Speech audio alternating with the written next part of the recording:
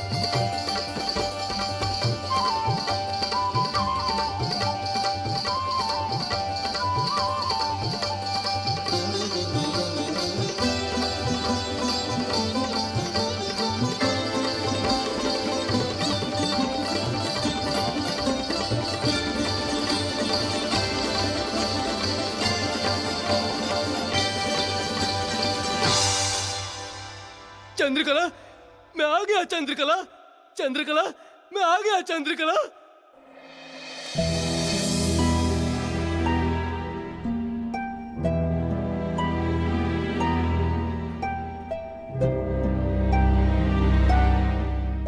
आओ मेरे निकट चंद्रकला। देखो देखो, मैं आ गया चंद्रकला। तुम्हारे प्रेम की डोर में बंधा मैं आ गया चंद्रकला। मुझे पता है तुम मेरे बिना कितनी उदास रही होगी, किंतु किंतु अब मैं आ गया, अब मैं आ गया चंद्रकला। आओ, अब तुम्हारा प्रेम मुझे प्राप्त होगा।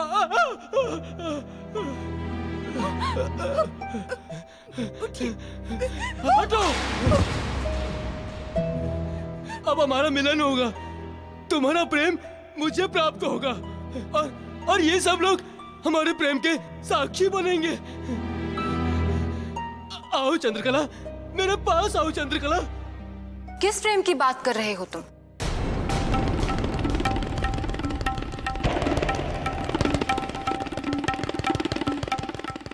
उस प्रेम की चंद्रकला जिसके हमने सपने सजाए हैं। हमने नहीं, तुमने। सपना सपना ही होता है कामेश्वर, वो कभी सच्चाई का चोला नहीं पहनता, अतः सपने को सपना ही रहने दो। ये तुम क्या कह रही हो चंद्रकला? ये तुम क्या कह रही हो? जो कह रही हूँ कटु सत्य कह रही हूँ। कारण यहाँ प्रेम मन के तराजू से नहीं, धन के तराजू में तोला जाता है। बोलो, है ये तराजू तुम्हारे पास?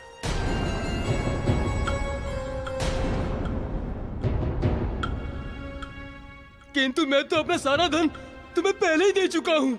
अब तो मेरे पास तुम्हें देने लायक सिर्फ प्रेम धन रह गया चंद्रकला। और तुमने ही तो कहा था कि तुम मुझसे अटूट प्रेम करती हो, अटूट प्रेम, और सदा मेरे साथ रहोगी। तभी तो मैं अपने कुष्ठ रोग से ठीक होते ही तुम्हारे पास आ गया चंद्रकला। बड़ी मूर्खता की तुमने जो चले आए, नहीं आना चाहिए था। तुम क्या कह रही हो चंद्रकला? ये तुम क्या कह रही हो? मुझे विश्वास नहीं हो रहा कि मेरी चंद्रकला। ये क्या मेरी चंद्रकला की रट लगा रखी है? ये सब तब अच्छा लगता था जब तुम्हारे पास प्रेम धन के साथ साथ श्रीधन भी था। अतः अपने मुख से मेरा नाम कदापि न लेना।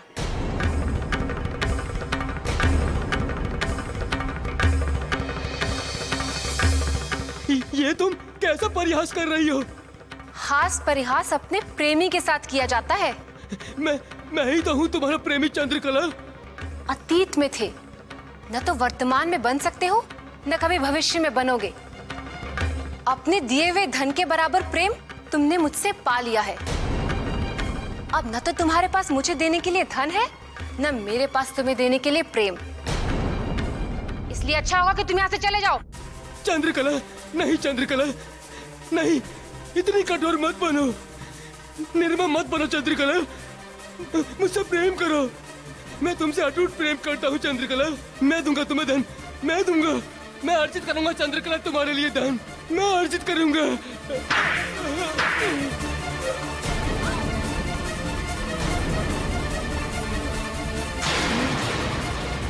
तुम्हारा ये दुस्साहस, एक कुष्ठ रोगी होकर मुझे हाथ लगाता है, मुझ नगर वधू को। तुझ जैसों को तो मैं अपना प्रहरी भी न रखूं, प्रेमी बनाकर रखना तो बहुत दूर की बात है।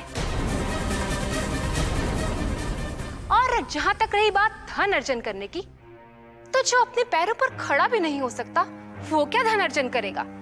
धन अर्जन करने के लिए शक्ति की आवश्यकता है, शक्ति की, समझे कुष्ठ रोगी?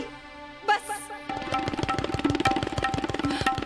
बहुत कह लिया तुमने, अब एक और शब्द नहीं कहना मेरे पति के विरुद्ध।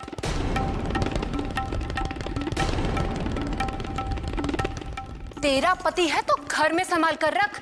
अपने कुष्ठ रोगी पति को यहाँ क्यों लेकर आई है? इसलिए कि ये तुम्हारे पास आना चाहते थे, इसलिए कि ये तुमसे प्रेम करते हैं, इसलिए कि इन्हें विश्वास था कि जितना प्रेम ये तुमसे करते हैं उतना ही प्रेम तुम भी इनसे करती हो। किंतु इन्हें क्या पता था, जिस नारी से वो प्रेम करते हैं वो नारी नहीं, नागिन है।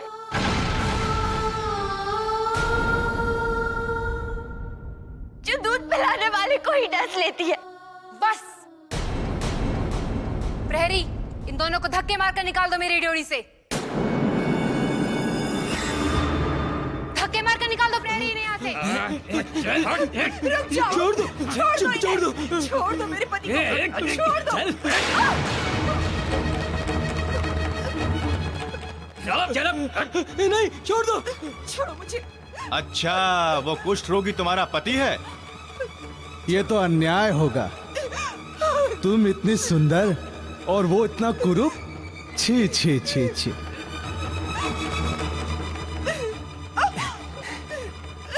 हम तुम्हें तन मन दोनों से पुलकित रखेंगे। देखो मुझे जाने दो, अभद्रता मत करो मेरे साथ। मैं पतिव्रता नारी हूँ, मुझे जाने दो। कैसे छोड़ दें सुंदरी, कैसे छोड़ दें?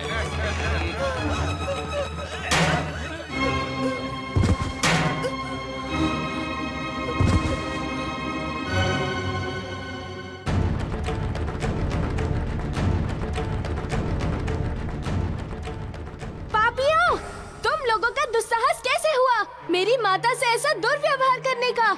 अरे हमारी छोड़, पहले तू बता, तेरा दुस्साहस कैसे हुआ यहाँ आने का? वानर बालक, कौन हो तुम? क्यों आए हो यहाँ? ये बताने की एक पतिव्रता नारी को स्पर्श करना पाप होता है। वानर बालक, पाप और पुण्य की परिभाषा हमें मत समझाओ। तुम्हारी भलाई इसी में है, चुपचाप यहाँ से निकल जाओ, नहीं तो मारे जाओगे। पापी, अन्यायी, अधर्मी, मारने तो मैं आया हूँ। क्या करूँ नहीं इच्छा होते हुए भी? जहाँ जहाँ पाप, अन्याय, अधर्म होता है, वहाँ वहाँ मुझे आना पड़ता है, जैसे यहाँ।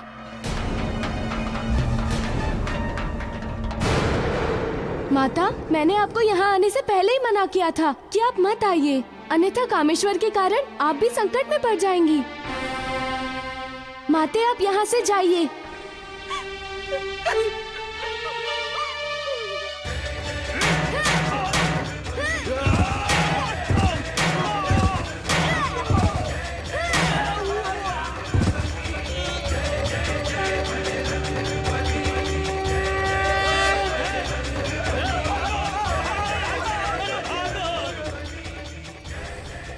कौन हो तुम तथा ये उद्दंडता एवं उपद्रव क्यों मचा रहे हो? मैं क्या कर रहा हूँ ये तो आप देख ही रही हैं, परंतु आपने क्या किया है ये आप नहीं देख रही हैं। मैंने क्या किया? आपने स्त्री धर्म को अपवित्र किया है। मेरे हेतु इस संसार की प्रत्येक स्त्री माता समान होती है, परंतु आप एक ऐसी स्त्री है जिन्हें मैं क्या समझूं? समझ नहीं आ रहा, धन इतना महत्वपूर्ण है आपके लिए। जिस धन हेतु आप ये सब करती है ना, वो धन कभी किसी एक के पास सदैव नहीं रहता। वो चलायमान होता है। आज जिसके पास है, कल उसके पास नहीं होगा, एवं परसों आपके पास भी नहीं रहेगा। अर्थात धन किसी भी परिस्थिति में मूल्यवान नहीं है। कारण धन यदि मूल्यवान होता तो सभी सदैव अपने पास रखते। तात्पर्य, धन मूल्यवान नहीं है, मूल्यवान है कुछ और। क्या है मूल्यवान? मूल्यवान है स्त्री की मान मर्यादा, उसका मान सम्मान, शील संस्कार, लज्जा अनुराग। किंतु आपने उस अमूल्य धरोहर को न जाने कहाँ फेंक दिया। आपने तो ऐसा करके समस्त नारी जाति को ही लज्जित कर दिया है। स्त्री तो त्याग की देवी होती है, समर्पण की मूर्ति होती है। उस माता रक्षिता के समान जिसने अपने पति को उसकी प्रसन्नता हेतु यहाँ इस नर्क में लेकर आई, जानते बूझते। वैसे ही स्त्रियों से त्याग की देवी, समर्पण की मूर्ति, पतिव्रता नारी जैसे शब्दों का आविर्भाव हुआ है। माता रक्षिता जैसी स्त्रियां ही समस्त नारी जाति का गौरव होती है तथा उनका मान बढ़ाती है। आप जैसी स्त्रियां तो स्त्री एवं स्त्रीत्व को दोनों को धूमिल करती हैं, कलंकित करती हैं।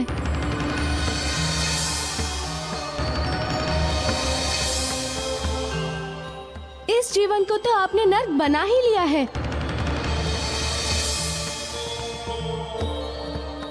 अभी भी विलंब नहीं हुआ है। कुछ ऐसा कर्म कीजिए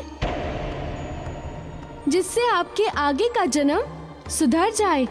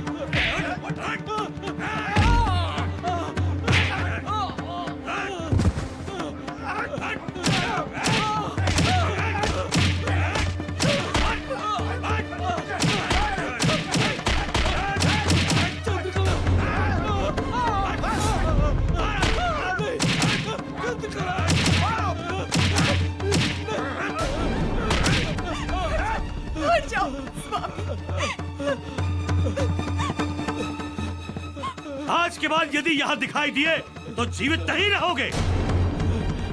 याद रखना, ले जाओ अपने पति को। स्वामी देखिए क्या हुआ स्वामी, ये क्या कर दिया इन लोगों ने। तनिक भी लज्जा नहीं आई एक अस्वस्थ और असहाय व्यक्ति पर हाथ उठाते हुए। ए धम, बोल मत, ले जा इसे, नहीं तो जीवित नहीं रहेगा तथा दोबारा इसे यहाँ आने मत देना।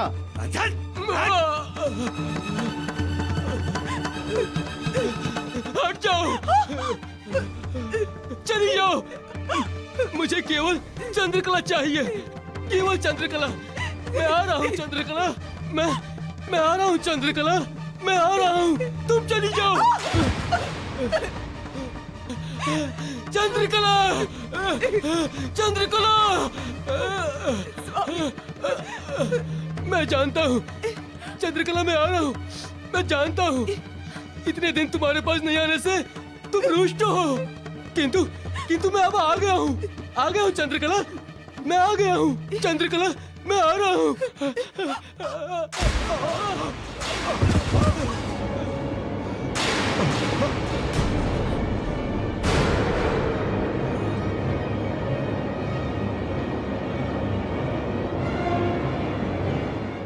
नीच, दुष्ट, हमें स्पर्श कर अपवित्र करने का अधर्म किया है तूने।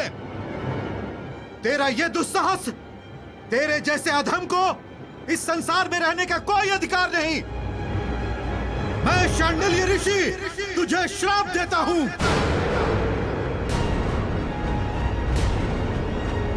कि कल सूर्योदय के साथ तेरी मृत्यु हो जाएगी। मृत्यु हो जाएगी तेरी कल सूर्योदय के साथ। मैं शांडिल्य ऋषि तुझे श्राप देता हूँ कि कल सूर्योदय के साथ तेरी मृत्यु हो जाएगी।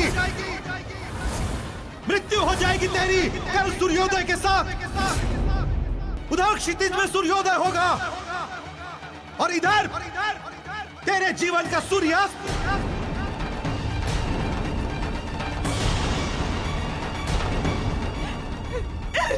नहीं ऋषिवर, नहीं। क्षमा कर दीजिए ऋषिवर, क्षमा कर दीजिए। अपना श्राप वापस ले लीजिए। वो मेरे पति हैं, कमजोर हैं, बीमार हैं, इसलिए उनसे ये भूल हो गई। अनजाने में उनसे हुई ये भूल क्षमा कर दीजिए। कारण कि उनके बिना मेरा जीवन मृत्यु समान हो जाएगा। मैं उनके बिना जीवित नहीं रह पाऊंगी ऋषिवर, मैं उनके बिना जी नहीं पाऊंगी।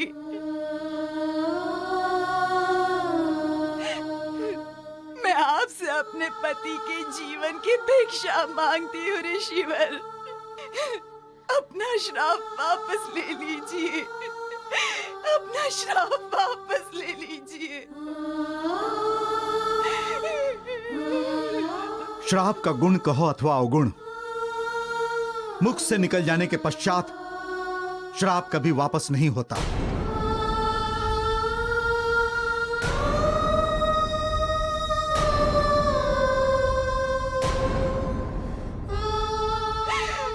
ऐसा मत कहिए ऋषिवर, आपके लिए कुछ भी असंभव नहीं है।